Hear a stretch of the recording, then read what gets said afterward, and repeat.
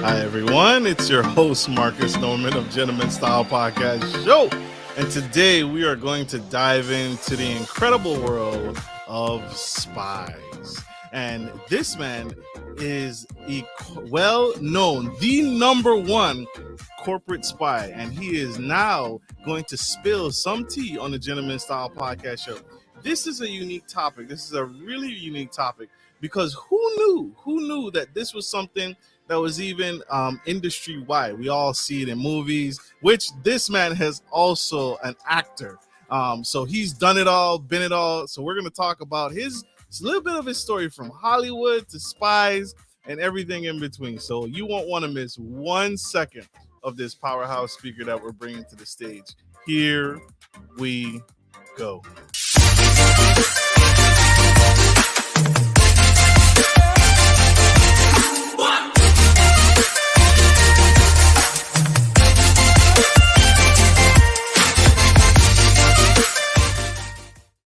Hey everyone, I'm your host Marcus Norman of Gentleman Style Podcast Show, and today I have coming to the stage Mr. Robert Kerbeck. And this man is, we all know, right? We all see James Bond, we all see 007, the cool stuff. This man is an actor, but he's also been in the spy business, corporate spy. We all know the Russians spy on us from time to time and that the Chinese spy on us from time to time. But what about corporate spies, right? What about the spy next door? The spy at your job, the man, the woman that's doing it, and unbeknownst to us, we call them secret shoppers. Well, this man is more than a secret shopper. He is the absolute truth. But he's also an actor, which is exciting. He's been in books, he's been in films, he's been rubbing elbows with major celebrities across the board.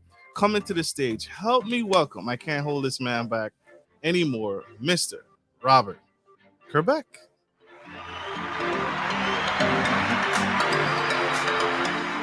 Welcome to the Gentleman Style Podcast Show, sir. How are you? Well, I'm wonderful after that incredible introduction. That is all time. So I am very grateful. I'm gonna replay that when my wife is not treating me the way I think I should be treated, and say, "Look, just treat me like Marcus treats me, please."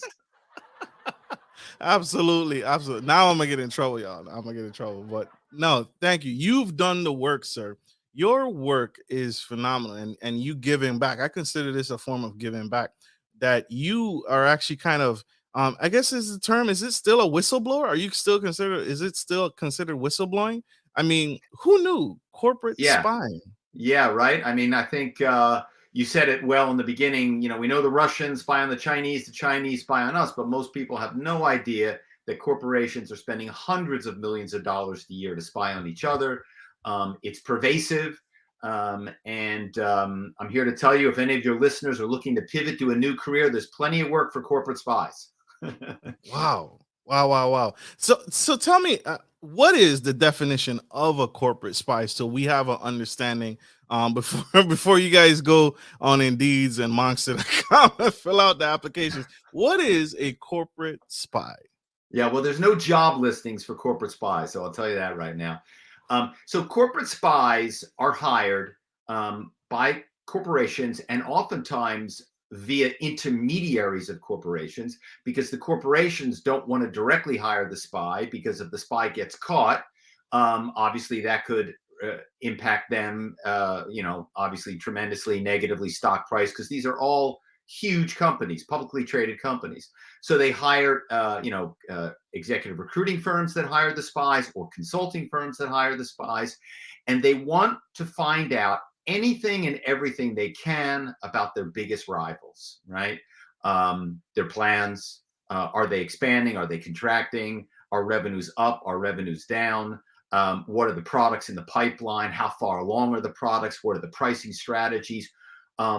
Here's a really big one. Who are the people that work at the firm? But more importantly, who are the rock stars within those organizations, right? I mean, if you go and interview with a company, whoever goes and interviews with any company, they're always going to say, oh, I'm number one on my team. I'm the best one on my team. I'm incredible.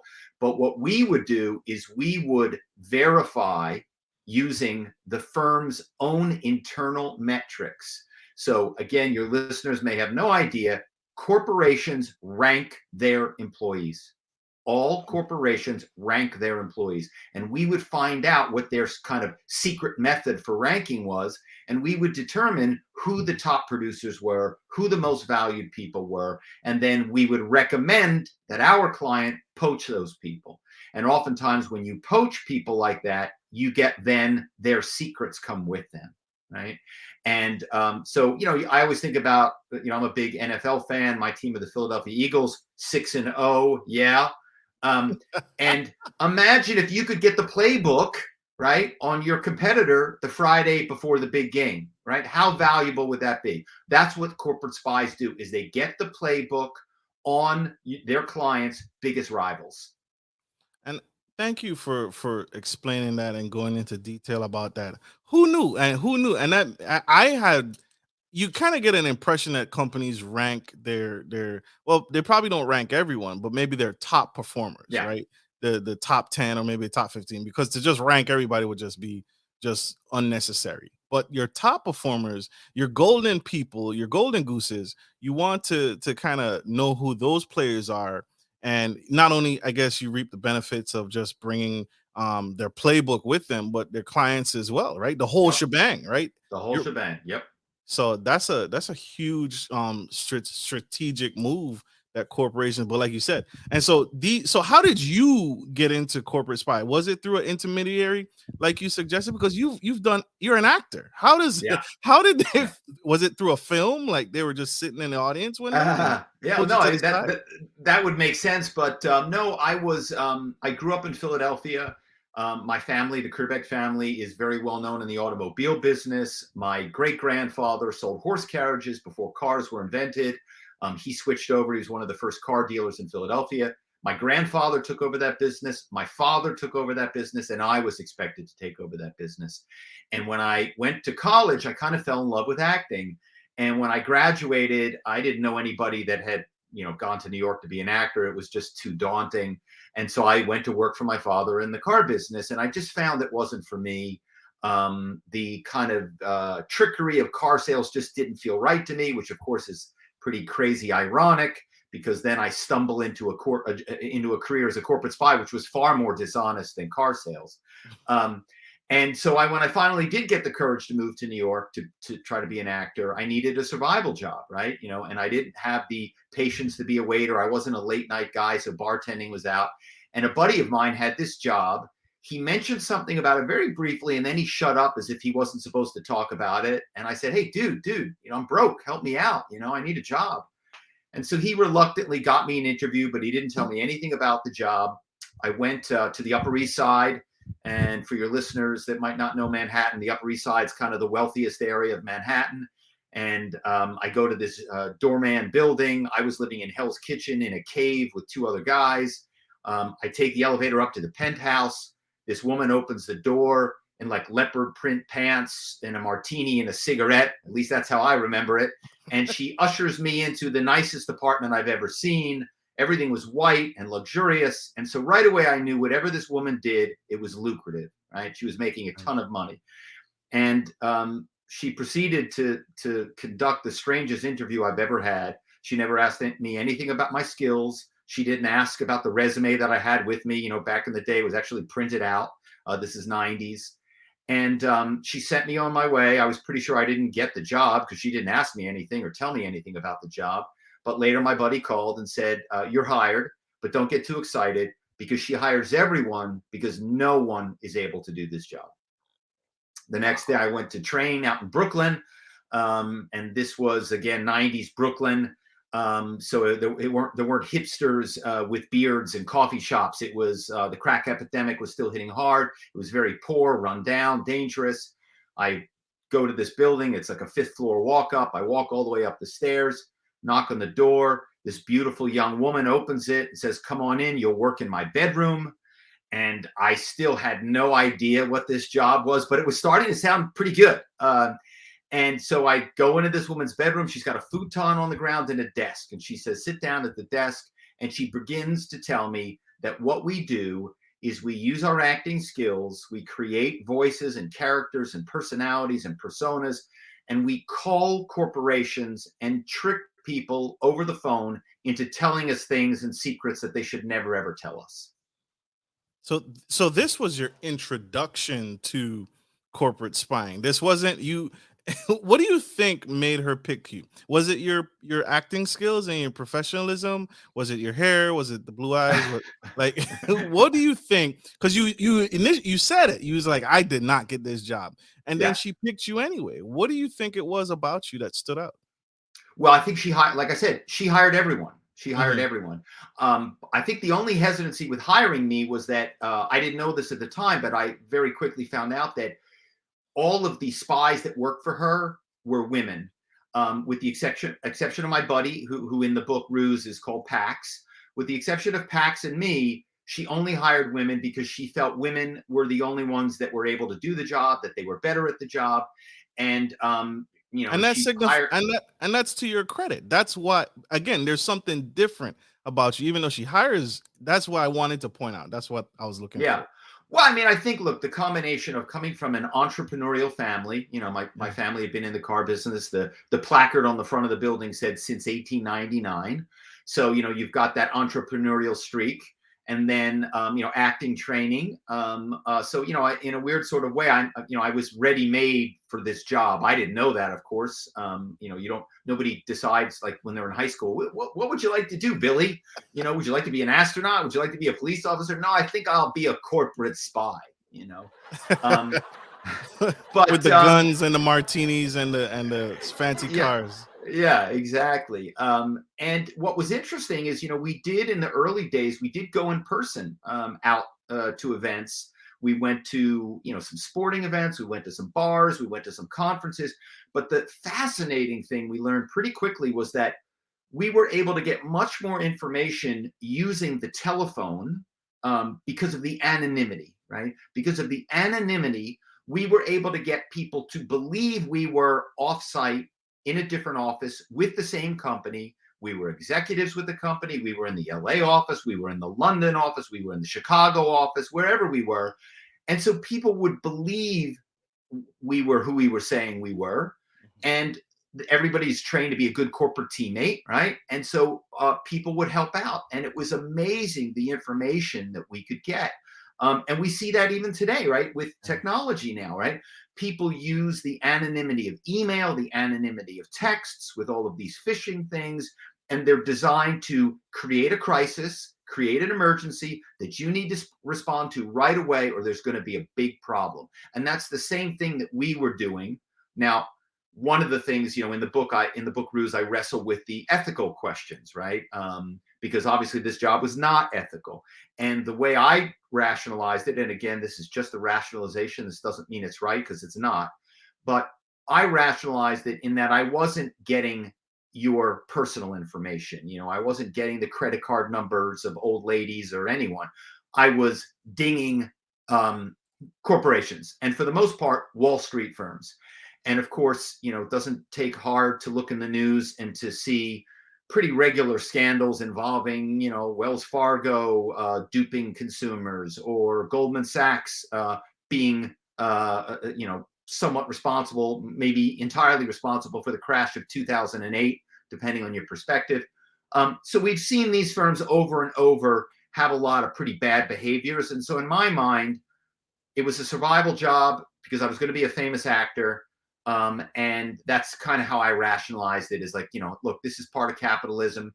They're hiring spies. This guy's hiring spies. They're all hiring spies. So I'm just, doing what I'm doing. And again, that's not to say it's right. I'm not proud of what I did, which is one of the reasons why I wrote the book, but it is a hell of a crazy good story. Absolutely. Absolutely. That's huge. Round of applause for Mr. Robert Kerbeck, y'all.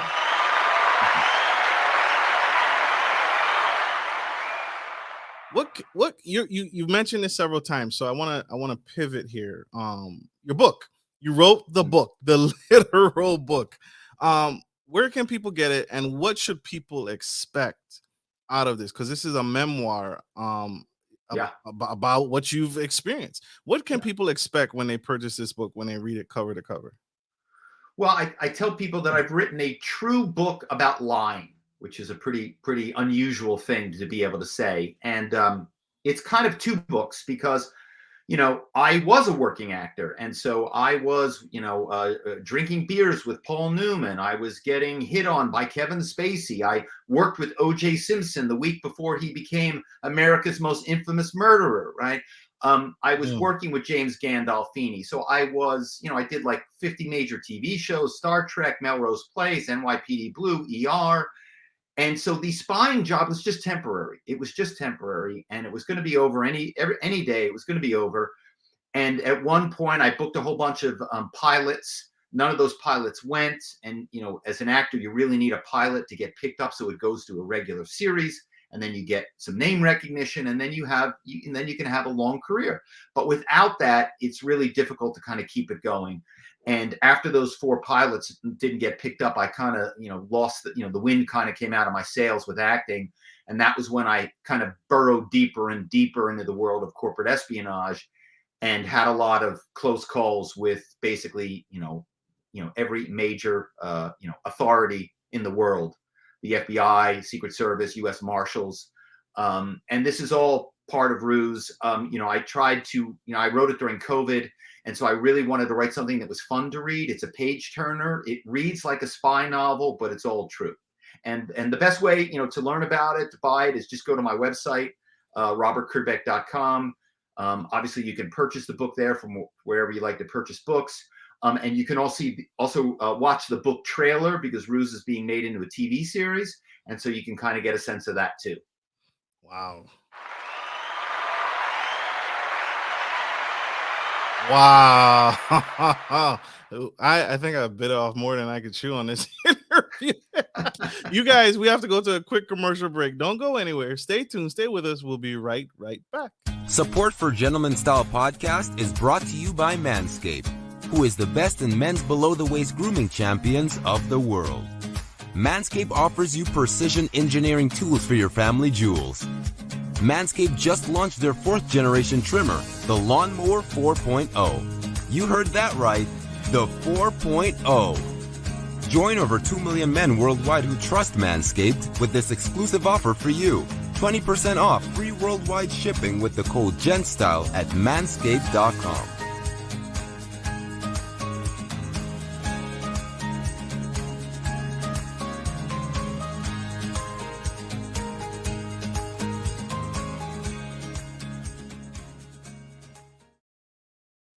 Are back to the Gentleman Style Podcast Show, and we have the incredible Mr. Robert Kerbeck, and he is spilling some of the tea, some powerful tea, on the world of corporate spying and how he transitioned to and fro, and how he's made a living doing corporate spy work and acting at the same time. How did you balance both of it, right? Because was the spy work supporting the acting, or was the acting supporting the spy work? How did you find the time? Because I can imagine, how did you even fit that into your schedule? Did you do some acting work and then you'd report back to your desk in Brooklyn, or did you, how did you do it all? Well, remember, we live in an era now where you can work from home because of COVID. But back in the day, to be able to work from home was a really rare thing. And we were able to do that because this job you could do from anywhere. You just needed a telephone, right? Right. And so that was a real benefit for actors because, I could work for 2 or 3 hours, go to an audition, come back, work for 2 or 3 hours, go to another audition. So it was an incredibly convenient job for actors, which is why we wanted it and why we kept it. Because in the beginning, and your audience will crack up when you hear this, for most of the early years, I was getting paid $8 an hour. It was really just, it was just a subsistence level job. And of course, by the end of my spying days, I was making $2 million a year. What changed? What changed? That's a drastic pay increase. Yeah. Are you talking? Wait, it was $8 from the acting or $8 from spying? The corporate spying. I was getting $8 an hour for spying when I first started in the 90s. And by the mid 2000s and late 2000s, I was making millions of dollars a year. What changed? Well, what changed is initially, of course, I was working for someone else. And so she was making the lion's share, right? It was her company. So she was making whatever she was making and then just paying us as little as possible. And she knew we were actors. that didn't really want to be corporate spies. And so, she could just pay us, she knew it was a convenient job for actors. So she kind of had us over to the proverbial barrel, like most bosses have their employees over, right? And then at a certain point, people started to hear about me and hear about my work. And all of a sudden they started contacting me on the side to spy for them. And they, of course, were offering me, much, much more money. And eventually I left the woman that I was working for and started my own company. And then, bigger corporations started hearing about me. And, I only had I was one person. How much spying can you do? And so all of a sudden, corporations were basically bidding.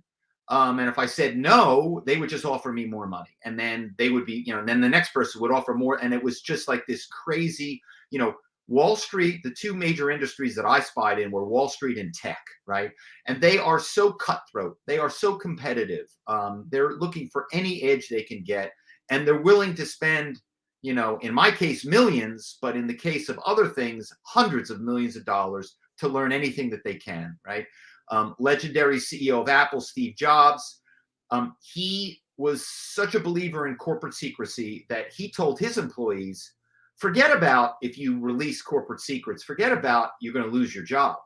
We're going to charge you with crime. Okay, we're going to sue you. And he really put the fear of God into his workers. And even to this day, Apple is one of the best companies in the world at protecting their secrets. I mean, he refused to let his designers be listed in the corporate directory because he did not want them poached by a rival. Because imagine if you could get the name of the design team in the early days of the iPad and poach one or two of those designers, how much money would that have been worth? Billions of dollars. Yeah, that makes sense. That makes sense. So what is the most valuable piece of information from corporation that they did they give you a target? Like, I really want, was it the employees or was it just the knowledge or information so they could reverse engineer it? What was the most valuable thing and the most sought after thing that corporations really wanted you to go after for them? They wanted everything. They wanted everything. They wanted it all. Now, think about it again. I use the football analogy. So, if you are able to get the top quarterback from another team and bring them over to your team's fortunes can change like that, right? Yeah. Now, we know who the top quarterbacks are because they're on TV, right? And we see their statistics. We know who they are. But in corporate America, even with LinkedIn, which has many people, but LinkedIn doesn't tell you who the rock stars are. LinkedIn doesn't have a metric to prove that this guy's the top producer or this woman's the top banker or this, kid's the up and comer, right? That's what we would do. And so imagine if your firm is number 7 in an industry, they're in, the 7th ranked out of whatever, 50 firms that do that or 25 firms, and you steal 2 or 3 or 1 or 2 top people from the number 1 or number 2 ranked firm. All of a sudden now you're number 7, you go to number 3, the firm that was number 2, they go to number 5, just from the changing of top talent, right?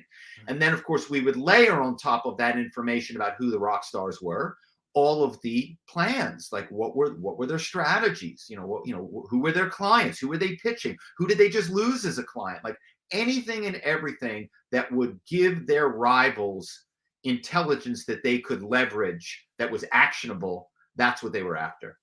I feel like you're a broker, and what I mean by that is you could almost you made a living off of this, obviously, but I feel like you were a broker. Like, you could literally say, hey Google, I know the top VPs of your competitor, your 3 top competitors, pay me this much and I'll release that information. You could almost write your own ticket by doing spy work and infiltrating these organizations, and then go to Google or go to Apple and say, hey, I know something you don't know.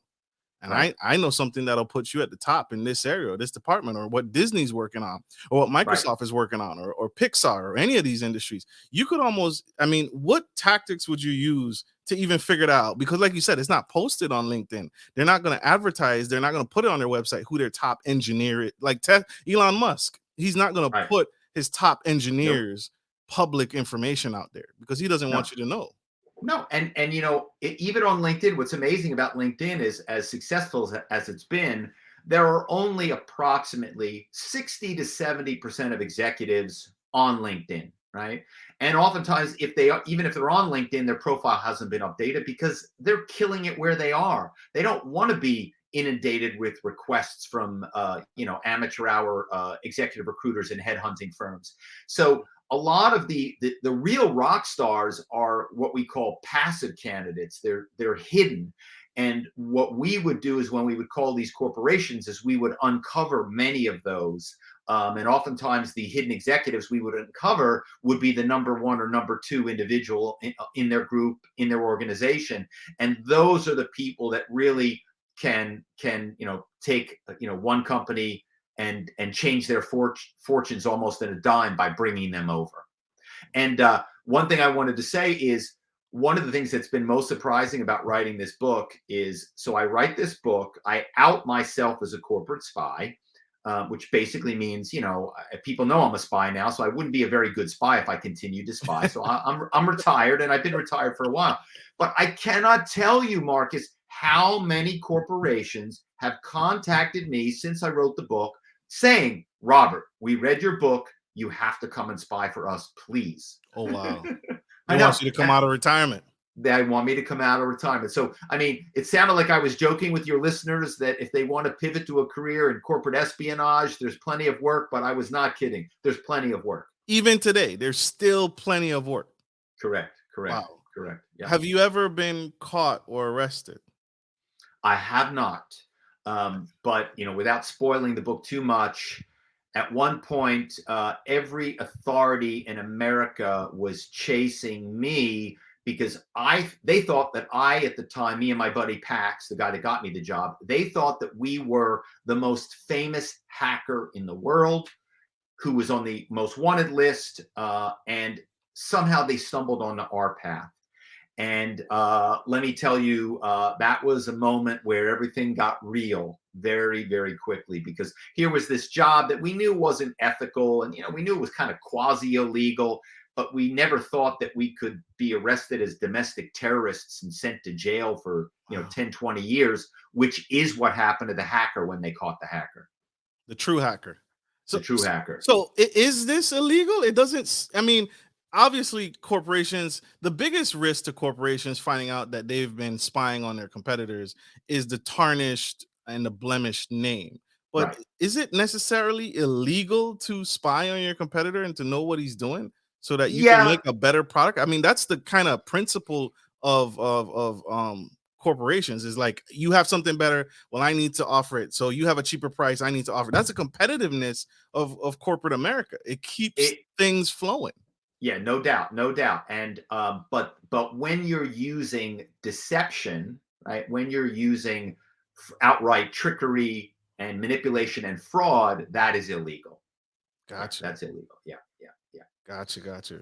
And that's part of the thing that happened. I had a child, and one day my child was, I think, about 8, and heard me on the phone, heard me, rusing on the phone, tricking someone on the phone, and said, "Hey, Dad, are you a hacker?"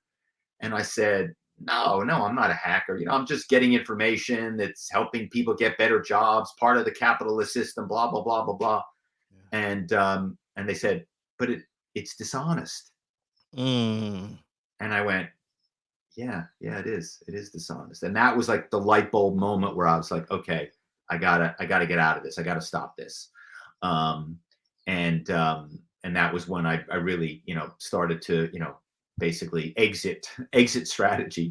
And then all of a sudden, kind of turned around. I had been an English major before I got into acting. And then all of a sudden I'm like, well, if I'm not going to spy anymore, what am I going to do that's going to give me joy and give me pleasure? And I went back to writing. And my first book was about the terrible wildfire. The book's called Malibu Burning. It was about the terrible wildfire that burned down half of Malibu a few years ago. And we fought that fire, and we saved our house. 17 of 19 houses on our street burned to the ground. And I wrote an essay for the Los Angeles Times, which a publisher read and then asked me to write a book about it. And it was a real labor of love because, people think everyone in Malibu is rich and famous. And I'm here to tell you that's not true. And many of the people that stayed behind and fought the fire were just regular, people. And a number of those people saved entire neighborhoods by themselves with no help. Sometimes just with their boots, they were putting out fires, saving their homes, neighbors' homes. So there were all these incredible stories. So I wrote this book, and it really got a lot of great attention. And then after I wrote that book, I said, well, you know what? The statute of limitations has run out on any potential crimes I may have committed in my spying days. And so now I'm going to write Ruse. And Ruse came out earlier this year. And Frank Abagnale, who wrote Catch Me If You Can, gave me an amazing blurb. He read the book and he flipped over it. And then because he wrote this great blurb, all of a sudden people in Hollywood started paying attention, because obviously the movie made on his book, Catch Me If You Can, was such a huge hit. And that's what started the TV show. Absolutely. Love it. And thank you for writing the book on and highlighting those people and the heroism and the heroicness of what they did. So Robert Kerbeck, right? We have one more short commercial break. Don't go anywhere.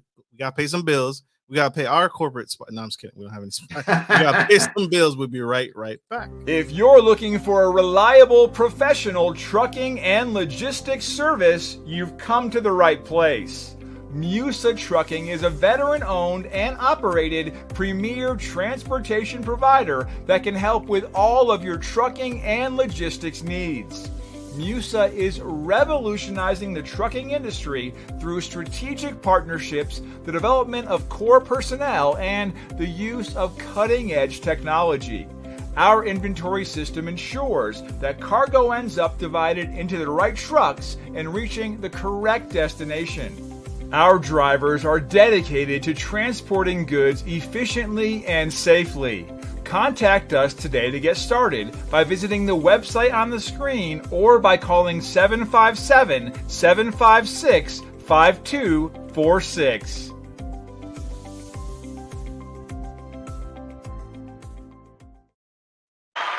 We are back to the Gentleman Style Podcast Show. We have Robert Kerbeck spilling the tea on corporate spy and how he got into the industry, how he went from Hollywood and back and forth into corporate spy, how he got into it, and how he's writing the book and sharing his experience and his story, his incredible dynamic story for all of us to learn and grow. And now he's being recruited again. So he retired. He's a retired spy, but he's now being sought after again for his expertise and skill in this arena.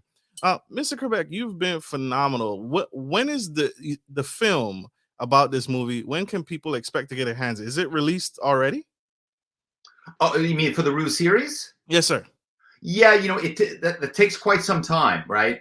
So I'm guessing, where are we? We're 2022, fall of 2022. So I'm guessing probably early 2024, because shooting a TV show, takes a lot of time, and then even after it's shot, it usually doesn't come out right away. I just watched the last episode of the new House of the Dragon show, and the last episode I thought was the best episode of the whole season. So then you Google right away, when is season 2020? When is the second season coming out? And they're like 2024. I'm like, yeah, of course I should have known. It's a long wait. It's true. It's so true. And it's heartbreaking. It's like, what? Now I gotta binge something else until you come back and I gotta watch something else. Sir, this has been an epic episode today, and I thank you for giving back in this way and sharing. Any final tips? I always ask my guests on the show if they could spill a nugget, some advice, some words of encouragement, any advice to that young actor in Hollywood who's struggling to get off the ground, who's struggling to make it.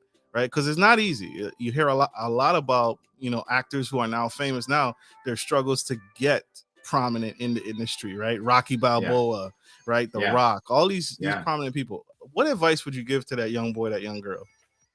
I think perseverance, and you can't look at where you are today. You can't worry about where you are today. You just got to keep doing the work, grinding. Right? Every day you're training, every day you're studying, every day you're taking a class, every day you're reading a screenplay or a play. And you just keep doing that with your head down. And you meet people not to network, but to really get to know people and develop relationships with people and get close with people that you like and whose work you appreciate and you admire.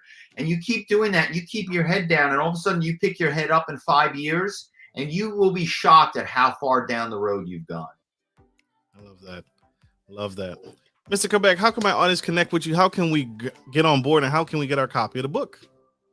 Well, please go to my website, robertkerbeck.com, and you can email me right from the website. So if you read the book and you have some questions, or you just want to say something nice, or you want to learn more about how you too can become a corporate spy, go to my website, email me. I'll be happy to answer any questions you have. Love it. Love it. Love it. There you have it, y'all. The man, the myth, the legend. We got to let Mr. Kerbeck go. He has a company to run and many more books to write and a series and a film to produce. So we're not waiting till 2024. No, I'm just kidding. He has, it takes time. It takes time, y'all. But thank you, sir, for being here. Thank you for giving back in this way. It is an honor to have you on the show. Keep doing what you're doing. We appreciate you very, very much. Okay. Well, thanks for having me, Marcus. It was really a joy.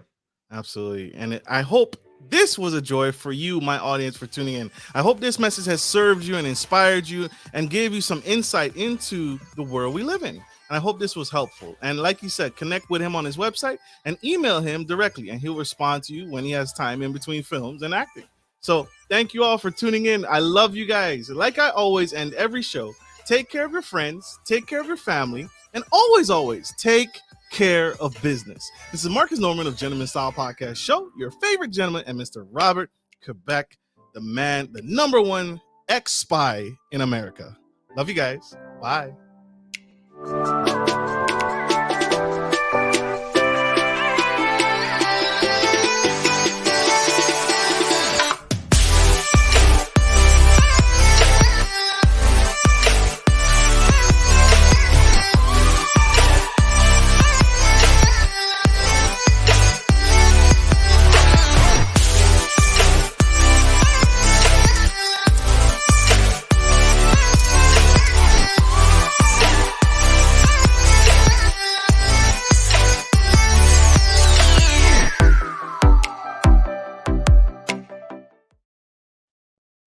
Hey. Whoop. I'll edit this out. Oh my gosh. Still spinning. Come on. Come on. Safe to talk? In a second. I gotta reload the page.